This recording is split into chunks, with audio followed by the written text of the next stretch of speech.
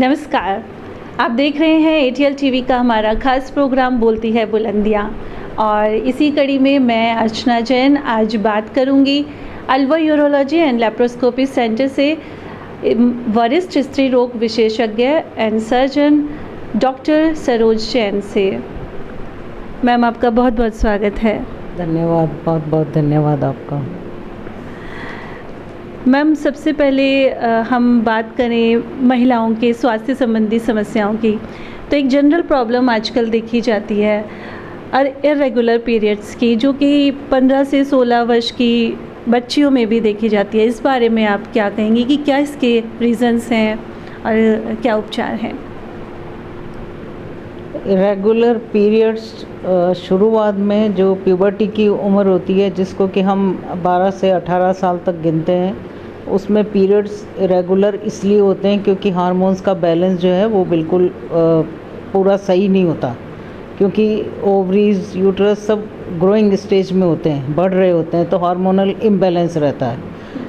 लेकिन आजकल ये प्रॉब्लम कुछ ज़्यादा इसलिए होने लगी है क्योंकि कुछ हमारी लाइफस्टाइल में चेंजेस, हमारे खान पान डाइट में चेंजेस, प्लस ओबेसिटी सबसे बड़ा फैक्टर है कि आजकल इस तरह का खाना पीना हो गया है कि जो अच्छा खाना पीना होता है वो मतलब तली हुई चीज़ें और वो इस तरह का जो खाना पीना वो ज़्यादा हो गया है, इस तरफ ध्यान कम हो गया है, तो और एक्सरसाइज कम हो गई है। तो ये सब फैक्टर्स जो हैं ये भी हार्मोन्स पे इफ़ेक्ट करते हैं और वो हार्मोन्स जो हैं हमारी मेंस्ट्रुअल इरेगुलरिटी को बढ़ाते हैं जी। पर ऐसा ज़रूरी नहीं है कि हर मेंस्ट्रुअल इरेगुलरिटी पैथोलॉजिकल होती है, मीन्स बीमारी ही है।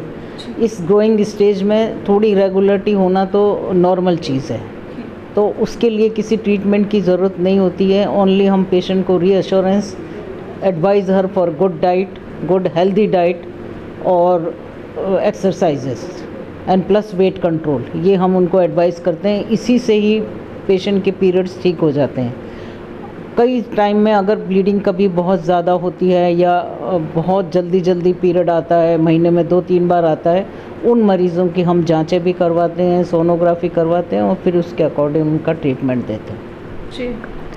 डॉक्टर, ये कहा जाता है कि एक स्वस्थ महिला ही स्वस्थ बच्चे को जन्म दे सकती है, तो जब लेडी प्रेग्नेंट होती है तो उसे शुरू से ही किन किन बातों का ध्यान रखना चाहिए और कौन से ज़रूरी टेस्ट हैं वो जिन पर ध्यान दे कि उसे करवाने हैं? देखें, महिला जब प्रेग्नेंट होती है तो बॉडी में कई तरह के फिजियोलॉजिकल चेंजेस होते हैं, बॉडी की डिमांड बढ़ जाती है। तो एक महिला को अब ये सोचना होता है कि अब जो वो खा रही है, जो भी वो ले रही है, वो बॉडी में जाकर 2 में डिवाइड हो रहा है, माँ में और बच्चे में।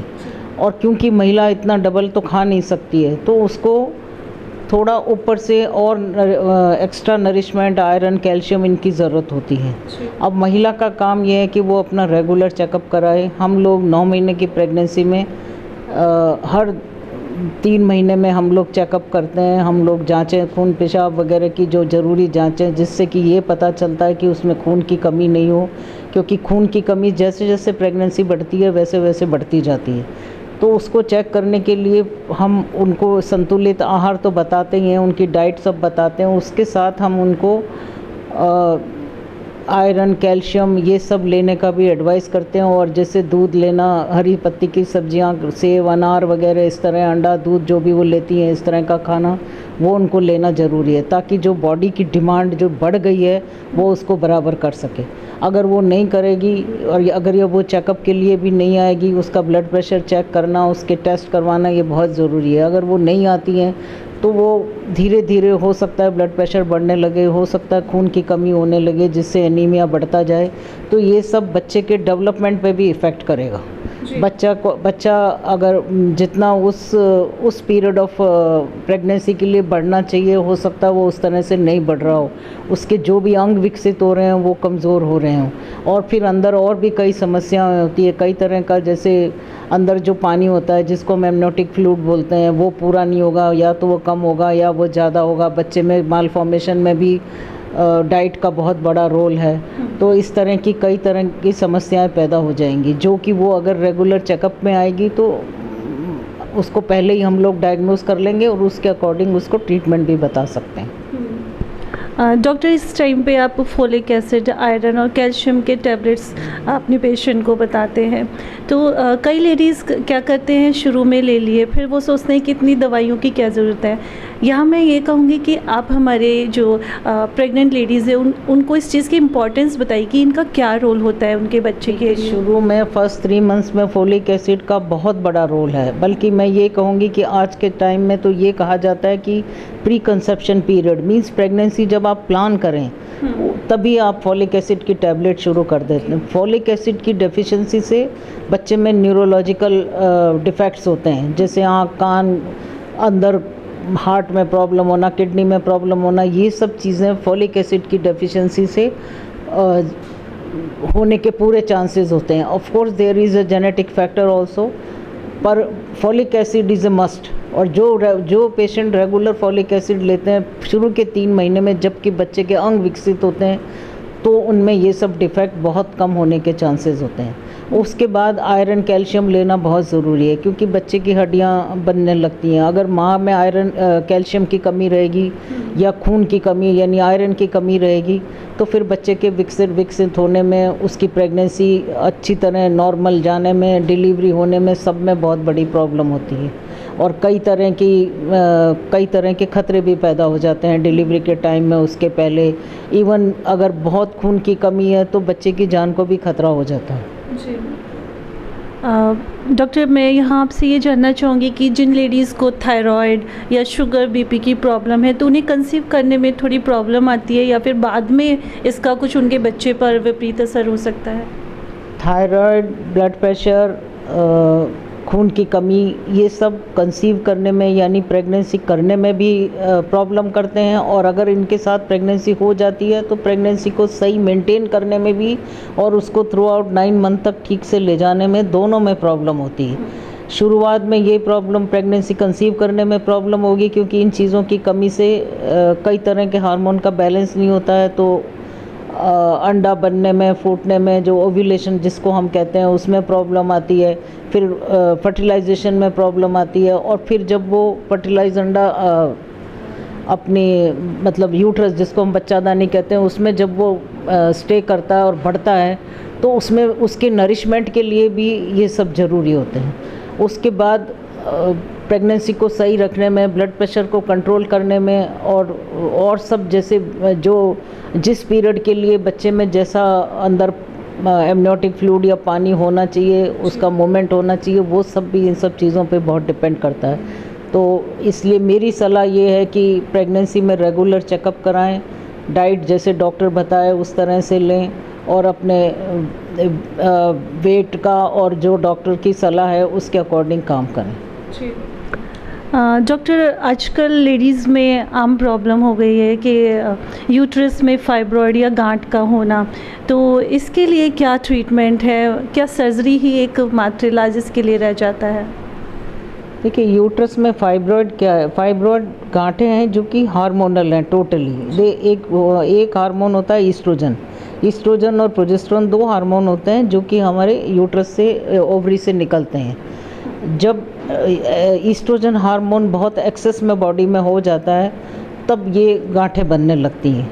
अब गांठें ये गांठें बिल्कुल नॉर्मल गांठें हैं, जो कि आगे कैंसर वगैरह का इनमें कोई ख़तरा नहीं है। ये प्योरली हार्मोनल इन ओरिजिन है। लेकिन ये गांठें आपको बहुत ज़्यादा पीरियड्स में ब्लीडिंग कर सकती हैं। आपके पीरियड्स बहुत जल्दी आ सकते हैं। इन बिटवीन पीरियड्स आपको ब्लीडिंग बीच में हर 10 दिन में, 12 दिन में ब्लीडिंग हो सकती है। अगर फाइब्रॉइड की गांठ बहुत बड़ी है तो आपको नीचे लोअर एब्डोमेन में आपको बहुत भारीपन लगेगा, चलने में दिक्कत होगी। और कई बार तो बहुत बड़ा फाइब्रॉइड इतना होता है जैसे 5 महीने की प्रेगनेंसी हो, इतना बड़ा फाइब्रॉइड होता है, तो पेशेंट को पेशाब करने में, लैट्रिन जाने में, उठने में, बैठने में, सब में दिक्कत होती है। और ये फाइब्रॉइड अपने बढ़ने के लिए पेशेंट का अंदर से खून खींचते हैं, मतलब तो पेशेंट एनीमिक होती जाती है। एक तो उसको ब्लीडिंग ज़्यादा होती है, एक ये फाइब्रॉइड ट्यूमर अपने बढ़ने के लिए खून खींचती है, तो दोनों तरफ से पेशेंट जो है कमज़ोर होता जाता है। अब इसका ये सवाल है कि फाइब्रॉइड्स किस एक भी हो सकता है, 1000 भी होते हैं, छोटे छोटे भी होते हैं, बड़े भी होते हैं, 4-5 भी होते हैं, और यूट्रस में सतह पे हो सकते हैं, यूट्रस के अंदर हो सकते हैं, यूट्रस की वॉल में हो सकते हैं, और इसकी कई पोजीशंस हैं। यूट्रस के थोड़े बाहर भी होते हैं, लिगामेंट्स वगैरह। फाइब्रॉइड के लिए ये होता है कि अगर पेशेंट यंग एज है, बहुत छोटी है, अभी वो कंसीव अभी उसने नहीं किया है, फाइब्रॉइड से इनफर्टिलिटी भी होती है, अगर उसने कंसीव नहीं किया, अगर वो कम एज की है, उसका अभी फैमिली पूरी नहीं हुई है और उसको ब्लीडिंग की समस्या है या बहुत ज़्यादा लोअर एब्डोमेन में दर्द रहता है, ऐसे में 2 काम हो सकते हैं। या तो हम उनको मेडिकल ट्रीटमेंट दें, कुछ दवाइयाँ हैं जो फाइब्रॉइड को बढ़ने से रोकती हैं और उसको सिकुड़ा देती हैं, लेकिन फिर भी थोड़ी बहुत प्रॉब्लम पेशेंट को मेडिकल ट्रीटमेंट से रहती है। दूसरा ये है कि हम ये करते हैं, एक ऑपरेशन को मायोमेक्टमी बोलते हैं, उसमें हम लोग फाइब्रॉइड को निकाल देते हैं। आजकल दूरबीन से फाइब्रॉइड को निकालना भी बहुत इजी हो गया है, जिससे कि हम उसकी मिनिमम हैंडलिंग हो, उसको चीरा जिसको बोलते हैं ऑपरेशन का, वो नहीं लगे और उसके ये फाइब्रॉइड निकल जाएं, ताकि वो पेशेंट कंसीव कर सके। अभी उसकी एज छोटी है तो वो अपना रिप्रोडक्टिव फंक्शन, अपना मेंस्ट्रुएशन वगैरह उसका वैसा ही चलता रहे, और इतनी जल्दी जो एक हिस्टेक्टमी यानी यूट्रस निकालने के ऑपरेशन की जो दिक्कतें आगे जाके होती हैं, उससे वो अभी बची रहे। फिर दूसरे पेशेंट ये होते हैं जिनको बहुत फाइब्रॉइड है, वो 40 साल की उम्र से ज़्यादा हो गए हैं, उनकी फैमिली पूरी हो गई है, ऐसे मरीज़ों को हम ये सलाह देते हैं कि वो ऑपरेशन से ही फाइब्रॉइड के साथ यूट्रस को ही निकाल देते हैं, क्योंकि फाइब्रॉइड ट्यूमर्स ऐसी हैं कि थोड़ी निकालते हैं, कुछ साल बाद हो सकता है, क्योंकि ये हार्मोनल है, ये फिर से बन जाए। तो रिप्रोडक्शन जिनका पूरा हो गया है, मींस जो एज जिनकी ज़्यादा हो गई है, उनको फिर हम ये एडवाइस करते हैं कि यूट्रस ही निकलवा लीजिए, ताकि आपको वापस ये खतरा नहीं रहे कि फिर से गांठें बन गई है, फिर से ब्लीडिंग शुरू हो गई। लेकिन दवाइयाँ हैं जो फाइब्रॉइड को कंट्रोल करती हैं, लेकिन एकदम ख़त्म करना मैं नहीं कह सकती, क्योंकि ये हार्मोनल है और ये हार्मोन्स को हम ख़त्म नहीं कर सकते। बॉडी में किसी रीज़न से कोई एस्ट्रोजन हार्मोन ज़्यादा बन रहा है, इस कारण ये फाइब्रॉइड हो रहे हैं, तो हम प्रोजेस्टेरोन ड्रग्स देते हैं, एंटी ईस्ट्रोजन्स मीन्स ईस्ट्रोजन के अपोजिट ड्रग्स देते हैं। आजकल बहुत सारे अच्छे अच्छे ड्रग्स हैं, थोड़े उनको लंबे समय तक के लिए देना पड़ता है, लेकिन उससे फिर हो सकता है ब्लीडिंग कम हो, पेन कम हो, पेशेंट कंसीव कर जाए और वो अपनी फैमिली वगैरह पूरी कर ले, और हो सकता है कि उसकी लाइफ जो है थोड़ी नॉर्मल रहे, तब तक हम उस दवाइयों से ही काम चला सकते हैं। मैम, ये समझना चाहूँगी मैं यहाँ कि जिनका यूट्रस सर्जरी करना पड़ता है आफ्टर हिस्टेक्टमी, उन्हें क्या प्रिकॉशंस लेने पड़ते हैं, क्योंकि उसके बाद जैसा कि सुनने में आता है कि महिलाओं में कैल्शियम की कमी हो जाती है, इस सब के लिए वो क्या ध्यान रखें आफ्टर हिस्टेक्टमी? देखिए, हिस्टेक्टमी में ओवरीज जब निकाल देते हैं तो ओवेरियन हार्मोन्स जो ईस्ट्रोजन और प्रोजेस्टेरोन होता है वो कम हो जाता है। ईस्ट्रोजन हार्मोन हमारे बोन्स को स्ट्रॉन्ग रखता है, तो जब ये निकल जाती हैं तो नेचुरली बोन की स्ट्रेंथ जो है वो कम हो जाती है, उसको हम लोग ऑस्टियोपोरोसिस कहते हैं। धीरे धीरे कमी से बोन्स जैसे खोखली हो जाती हैं, तो थोड़ी सी गिरने से या वैसे भी हाथ पैरों में दर्द रहना बोन्स की कमी, कैल्शियम की कमी से, उस जो बोन्स है वो कैल्शियम देती हैं, तो कैल्शियम की कमी से बोन्स बहुत वीक हो जाती हैं, तो वो छोटे सी चोट में थोड़े सा गिरने में भी मतलब फ्रैक्चर होने का डर रहता है।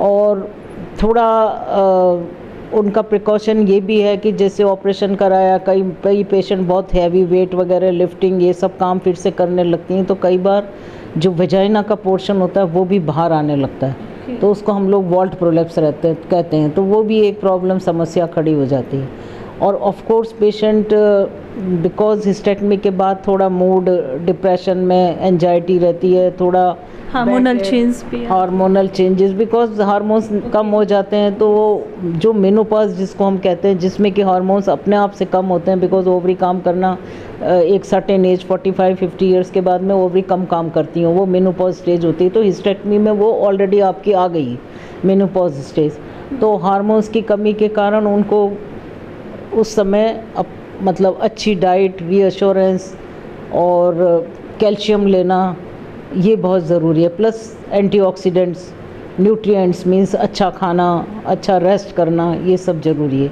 और heavy weight lifting at least 3 to 6 months के लिए अवॉइड करना चाहिए। जी। डॉक्टर, जो प्रेग्नेंट लेडीज़ हैं, कई बार वो चाहते हैं कि हमारी सर्जरी ना हो, नॉर्मल डिलीवरी हो जाए, तो उसके लिए कुछ हल्की फुल्की एक्सरसाइजेज़ और योगा, व्यायाम, ये सब भी वो कर सकते हैं जिससे नॉर्मल डिलीवरी पा सके? आज के टाइम में योगा या हल्की एक्सरसाइज करना प्लस एंटीनेटल एक्सरसाइजेस कुछ कुछ होती हैं, ये करना बहुत आवश्यक है और बहुत ज़रूरी है। इससे क्या होता है कि एक्सेसिव वेट गेन नहीं होता है, बॉडी में एक लचक रहती है। पेल्विक एक्सरसाइजेस से पेल्विस जो है इस तरह से अपने आप को तैयार करती है कि जब डिलीवरी के पेन होते हैं तो जो प्रोग्रेस हम देखते हैं कि बच्चा नीचे खसक रहा है, पेन्स आ रहे हैं, तो वो जो प्रोसेस होता है वो थोड़ा इजी होता है। फिर भी मैं ऐसा नहीं कह सकती कि ये सब करने से नॉर्मल डिलीवरी ही होगी, ऐसा नहीं है। ऑपरेशन के भी अपने इंडिकेशन होते हैं, चाहे पेशेंट कितना भी ये सब कुछ करे, अगर ऑपरेशन का इंडिकेशन है तो वो उसको कराना ज़रूरी ही होगा। जी मैम, यहाँ मैं जानना चाहूँगी कि इस सब के लिए मतलब शुरू से ही हम अपनी लाइफस्टाइल कैसे रखें, जैसे टीनेज गर्ल्स हैं वो शुरू से ही, क्योंकि अब हम जानते हैं कि बहुत लाइफ इजी हो गई है, सब चीज़ें जो हम हाथ से पहले करते थे वो अब हम नहीं करते हैं, तो थोड़ा इस बारे में आप अवेयरनेस दीजिए। यंग गर्ल्स को एक तो वेट गेन बिल्कुल नहीं, मतलब वेट जो है ओवर वेट नहीं होना चाहिए। BMI होता है एक बॉडी मास इंडेक्स, तो वो 18 से 22 तक रहना चाहिए। अगर वो 30 से जब ज़्यादा होता है यंग गर्ल्स में, तो डेफिनेटली उनको कई तरह की बीमारियां होने का डर होता है, जैसे PCOD होती है, एक लड़कियों में ये प्रॉब्लम होती है बहुत ज़्यादा, मेंस्ट्रुअल इरेगुलरिटीज़ होती हैं, और भी कई तरह की चेंजेस, हार्मोनल चेंजेस होते हैं जो कि नुकसान करते हैं, जिससे कि रेगुलर पीरियड्स होते हैं, डिस्मेनोरिया जिसको हम पेनफुल मेंस्ट्रुएशन कहते हैं, ये सब होने का डर रहता है। लाइफस्टाइल में यही है कि अच्छा न्यूट्रिशन लें। अच्छा न्यूट्रिशन में ये है कि जंक फूड नहीं लें, तली हुई चीज़ें नहीं लें, और स्टार्ची फूड्स हैं जैसे आलू, चावल, तली हुई चीज़ें हैं, ये सब चीज़ें जो हैं थोड़ी कम लें, और हरी पत्ती की सब्जियां, फ्रूट्स, दूध, इन सब पे ज़्यादा ध्यान रखें, plus exercises and your work. You should be active. Young age में you should be very active. आप पढ़ाई कर रहे हैं, आप कॉलेज जा रहे हैं, स्कूल जा रहे हैं, या कुछ और काम कर रहे हैं, या कोई जॉब कर रहे हैं, तो आपको एक्टिवली काम करना चाहिए। वो अपने आप में एक एक्सरसाइज है, उससे आपका माइंड भी एक अच्छी सोच रखता है, और उससे आपकी सारी लाइफस्टाइल पे फ़र्क पड़ता है। मैम, एज अ गायनाकोलॉजिस्ट आपकी लाइफ काफ़ी चैलेंजिंग रहती है, काफ़ी 24/7 आपको ड्यूटी कभी भी करनी होती है, तो ऐसे में आप अपनी लाइफ कैसे मैनेज कर पाए? फैमिली के साथ कैसा आपका सपोर्ट रहा? नहीं, फैमिली ने बहुत सपोर्ट किया, और लाइफ हमेशा अच्छी रही है, बिकॉज़ जब आप स्त्री रोग विशेषज्ञ गायनेकोलॉजिस्ट बनते हैं तो आपको अपनी 24/7 सर्विसेज देनी पड़ती है, क्योंकि आप ये नहीं कह सकते कि मैं तो रात को काम नहीं कर सकती, रात में नहीं जाऊँ। अगर किसी के लेबर पेन्स रात को होते हैं तो आपको रात को डिलीवरी करानी है, रात को सिजेरियन करना है। अगर किसी की एक्सेसिव ब्लीडिंग हो गई है, फॉर मैनी रीजंस, अगर आपको जाना है, रात भर करना पड़ता है, तो रात भर भी करेंगे एंड दिन में भी करना पड़ेगा, तो you have to be active. और मैं अभी, मेरी एज मतलब I am senior citizen now, पर मैंने कभी ऐसा नहीं सोचा कि मेरे को रात को कभी कभी 3 सिजेरियन करने पड़ते हैं। मैं 10 बजे हॉस्पिटल जाती हूँ, सुबह 6 बजे घर आती हूँ, और फिर मुझे 10 बजे अपने OPD में तो ज़रूर से जाना पड़ता है। लेकिन एक आदत पड़ जाती है, एक अच्छा लगता है कि I have come by my choice to this profession, I must do it thoroughly. और फैमिली हमेशा सपोर्ट करती है कि नहीं, तुम गायनी की डॉक्टर हो तो तुम्हें जाना पड़ेगा, नहीं तो तुम कुछ और सब्जेक्ट ले लेती जिसमें इमरजेंसीज नहीं होती हैं। Gynae obstetrics specially is full of emergencies, तो you have to attend and you have to go. Thank you ma'am, आपसे आज बातचीत के लिए। मुझे नहीं पता, मैं okay, thank you so much, it's very nice of you. दर्शकों, हमारे साथ आज थी वरिष्ठ स्त्री रोग विशेषज्ञ और सर्जन डॉक्टर सरोज जैन, और जिनसे टॉक में हमने आज जाना महिलाओं की प्रॉब्लम्स के बारे में और प्रेगनेंसी में वो कैसे हैंडल करें। कोई भी चीज़ अगर उन्हें लगती है तो तुरंत अपने डॉक्टर से संपर्क करें और एक हेल्दी लाइफस्टाइल वो अपना रखें। खाने पीने का भी ध्यान रखें, क्योंकि जो आप खा रहे हैं वो सीधा आपके बच्चे को भी जाएगा। और सभी लेडीज़ अपना हमेशा अच्छे से ख्याल रखें। मेरे सहयोगी सचिन मेहंदी रत्ता के साथ ATL TV के लिए मैं अर्चना जैन।